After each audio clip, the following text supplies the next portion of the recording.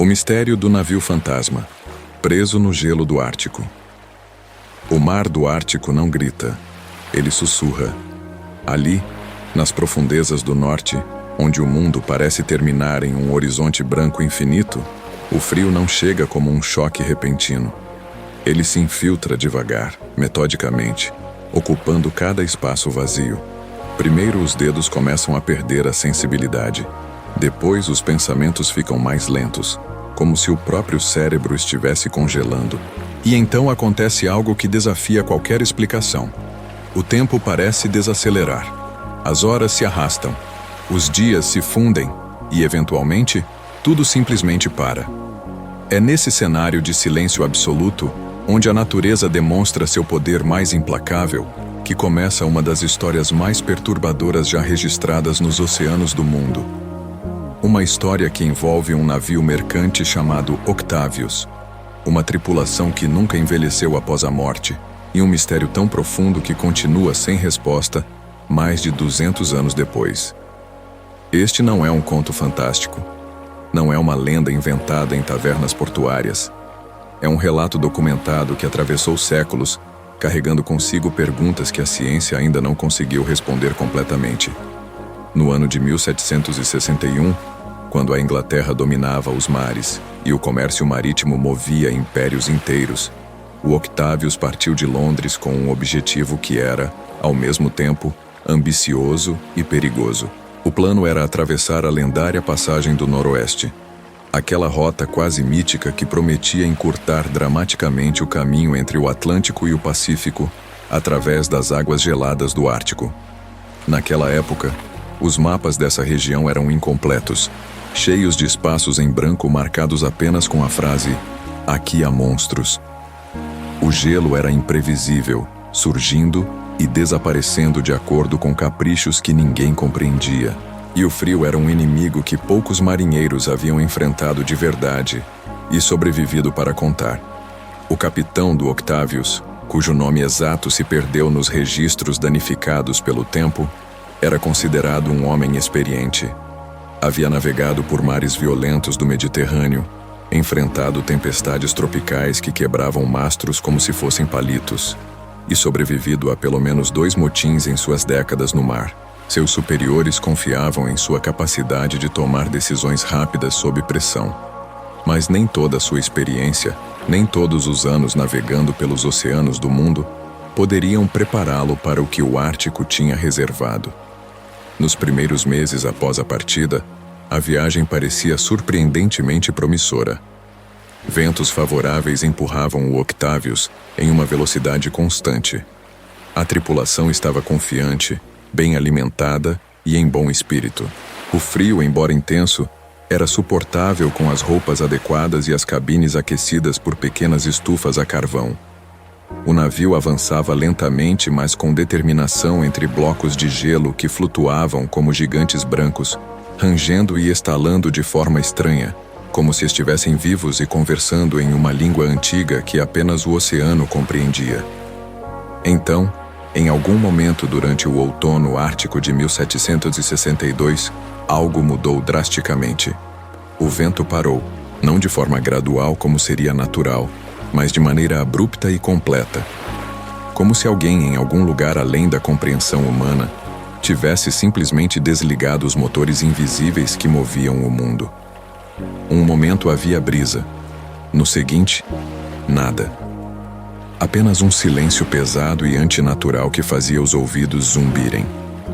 O Octavius ficou preso, completamente imobilizado. Ao redor do navio, apenas gelo se estendia em todas as direções. Um deserto branco infinito que alcançava o horizonte e continuava além dele. As placas de gelo começaram a se mover, lenta mas inexoravelmente, fechando-se ao redor do casco de madeira como uma mortalha gelada. O navio começou a ranger sob a pressão constante, sons perturbadores que ecoavam através das cabines à noite, lembrando a tripulação de que estavam presos em uma armadilha natural da qual não havia escapatória. Dias se transformaram em semanas sem nenhuma mudança. Sem vento para mover as velas, sem água aberta para navegar, sem nenhuma rota de fuga visível. A tripulação tentou tudo o que estava ao seu alcance. Usaram serras para cortar o gelo ao redor do navio, mas novas camadas se formavam durante a noite, mais espessas que antes. Tentaram usar explosivos improvisados, mas apenas criavam rachaduras que logo se fechavam novamente. Era como lutar contra o próprio planeta, uma batalha que não tinha chance de ser vencida. O frio começou a vencer lentamente. Homens que eram fortes e saudáveis começaram a adoecer. Dedos escureciam com o início de congelamento profundo. Respirações se tornavam rasas e difíceis, como se o próprio ar estivesse congelando dentro dos pulmões. O simples ato de sair do convés para verificar as condições se tornava uma provação dolorosa que deixava a pele queimando por horas depois. As provisões de carvão para aquecimento começaram a diminuir perigosamente, forçando decisões impossíveis sobre quais cabines manter aquecidas e quais abandonar ao frio. Ainda assim, demonstrando uma disciplina notável diante do desespero crescente, o capitão mantinha o diário de bordo meticulosamente atualizado. Cada linha escrita era mais do que um registro de navegação. Era uma tentativa desesperada de manter a sanidade, de provar a si mesmo que o tempo ainda existia, que eles ainda eram parte do mundo real e não haviam deslizado para alguma dimensão esquecida, onde as regras normais não se aplicavam mais. As entradas iniciais eram práticas e diretas, temperaturas medidas, posições estimadas, condições do gelo observadas. Mas conforme as semanas se arrastavam e a situação se tornava cada vez mais desesperadora, o tom começou a mudar. Sutilmente no início, depois de forma mais pronunciada. O capitão começou a mencionar um silêncio estranho que havia descido sobre o navio. Um silêncio que era mais do que apenas ausência de som.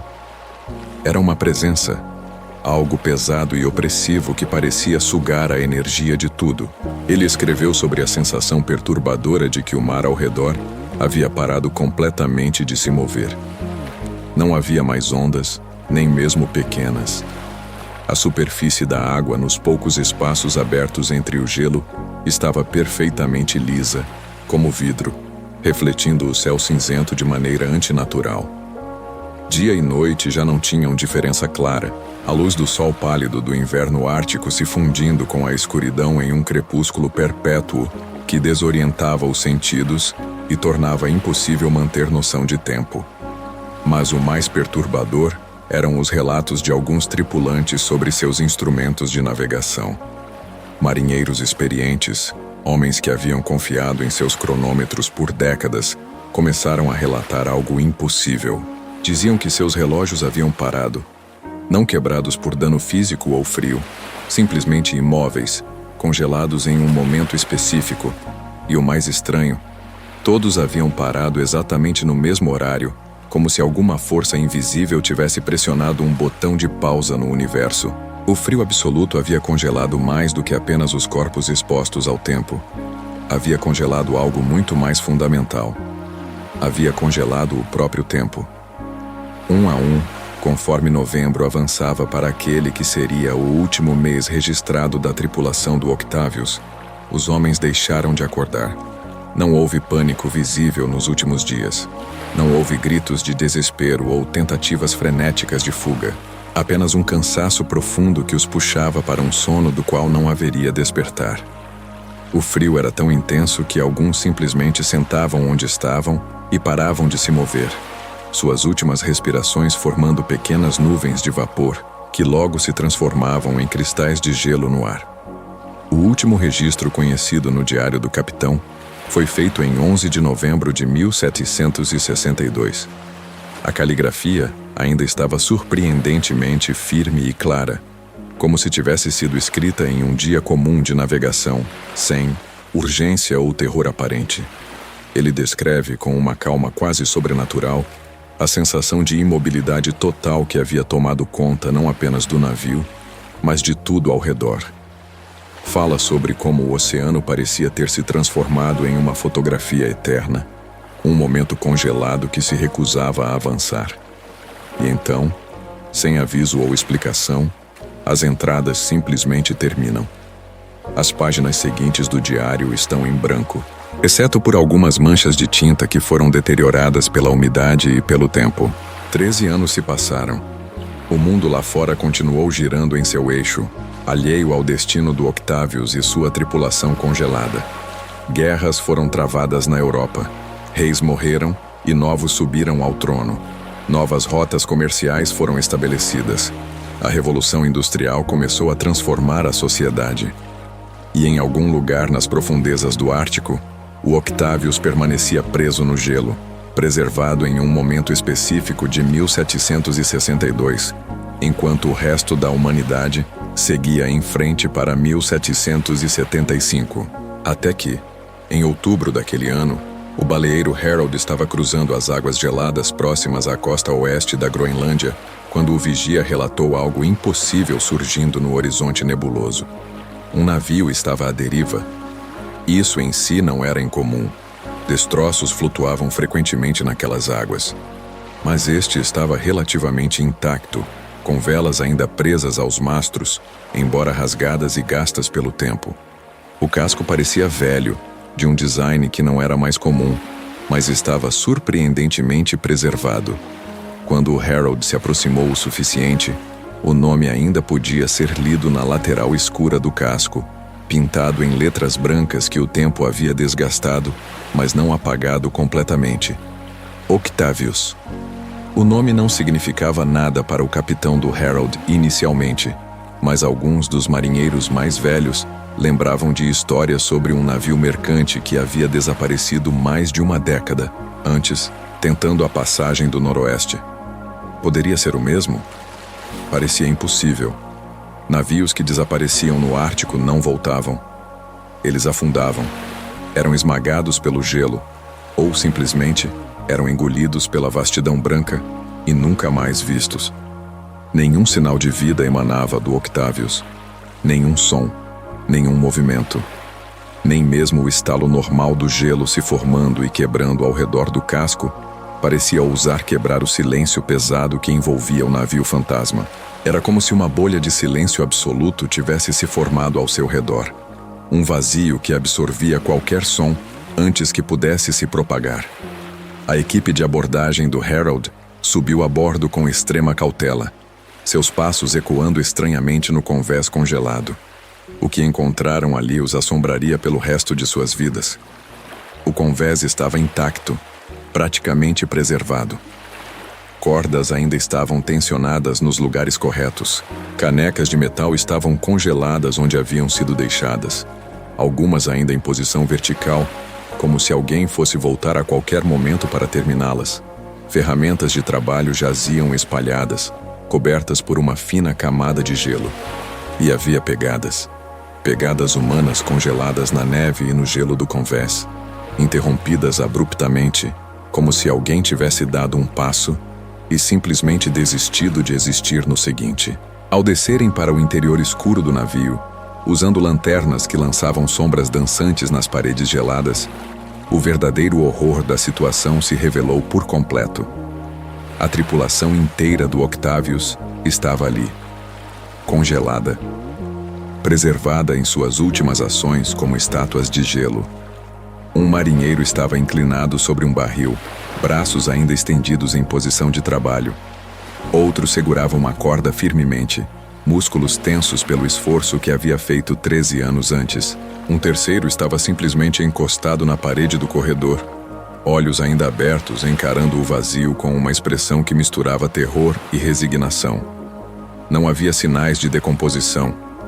O frio extremo havia preservado tudo perfeitamente, como se fosse um museu macabro da última viagem do Octavius.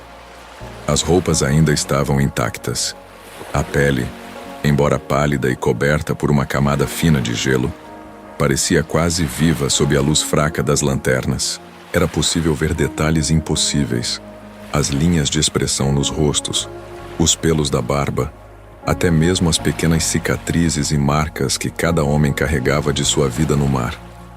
No camarote do capitão, a cena era ainda mais perturbadora, quase sobrenatural em sua preservação do momento final.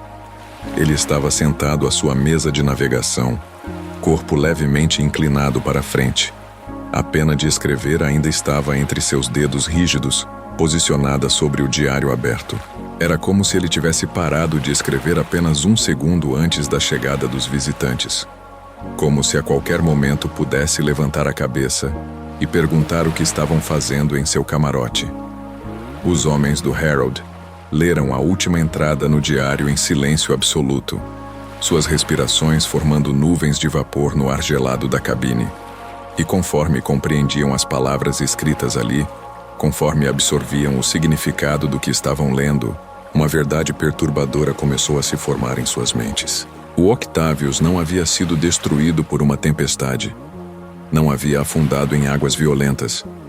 Não havia sido esmagado pelo gelo, embora tivesse ficado preso nele. Algo muito mais estranho havia acontecido.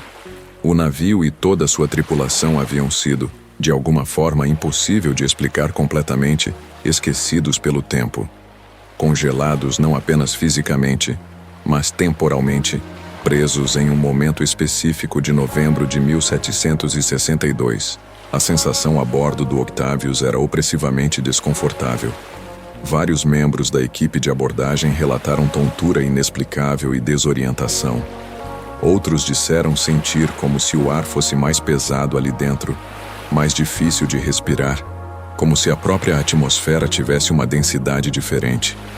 Alguns juraram que sentiam uma presença estranha, como se o navio ainda estivesse sendo navegado por mãos invisíveis, como se os fantasmas da tripulação ainda estivessem desempenhando suas funções, inconscientes de que haviam morrido mais de uma década antes. Temendo profundamente o que poderia acontecer se permanecessem mais tempo a bordo, e assustados pelas histórias de navios amaldiçoados que prendiam quem os visitava, a tripulação do Herald tomou uma decisão rápida.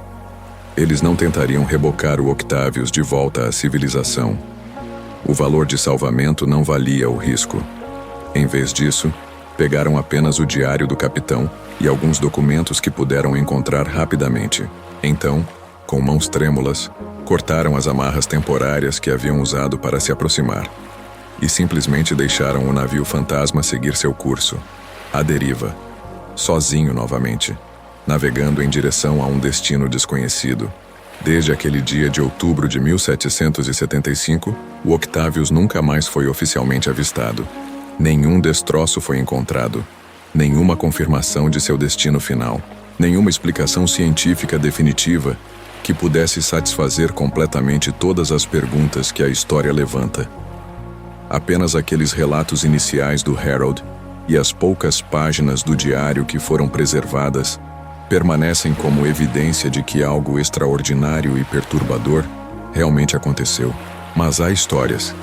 Sempre há histórias entre marinheiros, homens que trabalham no Ártico há décadas, que conhecem aquelas águas como conhecem suas próprias mãos. Juram que em noites de silêncio absoluto, quando não há vento e o mar está completamente calmo, é possível ver algo estranho no horizonte. Um navio antigo e imóvel, flutuando em águas que deveriam estar em movimento, mas não estão. Sem ondas ao seu redor, sem vento tocando suas velas rasgadas, sem tempo. E dizem que, se alguém for tolo o suficiente para se aproximar demais, se alguém tentar subir a bordo novamente, sente algo impossível de descrever adequadamente. Uma sensação de que o relógio do mundo está prestes a parar, de que o tempo está se tornando mais lento, mais espesso, como se estivesse congelando da mesma forma que congelou para a tripulação do Octavius em 1762. Alguns poucos que afirmam ter tido essa experiência relatam que seus próprios relógios pararam temporariamente, voltando a funcionar apenas quando se afastaram daquela zona estranha, onde o navio fantasma navega eternamente. O mistério do Octavius permanece sem solução definitiva. Cientistas modernos sugerem explicações sobre correntes específicas, sobre bolsões de temperatura extrema que poderiam ter preservado o navio e sua tripulação de maneiras incomuns. Mas nenhuma dessas explicações consegue responder todas as perguntas. Como o navio navegou sozinho por 13 anos? Como atravessou a passagem do Noroeste, uma rota que mataria dezenas de expedições posteriores?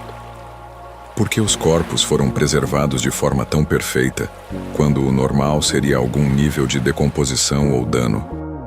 E a pergunta mais perturbadora de todas: o tempo realmente pode congelar em determinadas condições? Pode haver lugares no oceano onde as leis normais da física não se aplicam da mesma forma? Onde momentos específicos ficam presos, repetindo-se eternamente enquanto o resto do mundo segue em frente? Talvez nunca saibamos as respostas. Talvez o Octavius continue navegando por aí, em alguma parte remota do Ártico, carregando sua tripulação congelada através de décadas e eventualmente séculos, um monumento móvel a um mistério que desafia a explicação. Um lembrete de que o oceano ainda guarda segredos que não compreendemos, e talvez nunca compreenderemos completamente. Se você gostou dessa história, comenta aqui embaixo o que mais te impressionou. Você acredita que o tempo realmente pode parar em alto mar? E me conta também, de onde você está assistindo agora?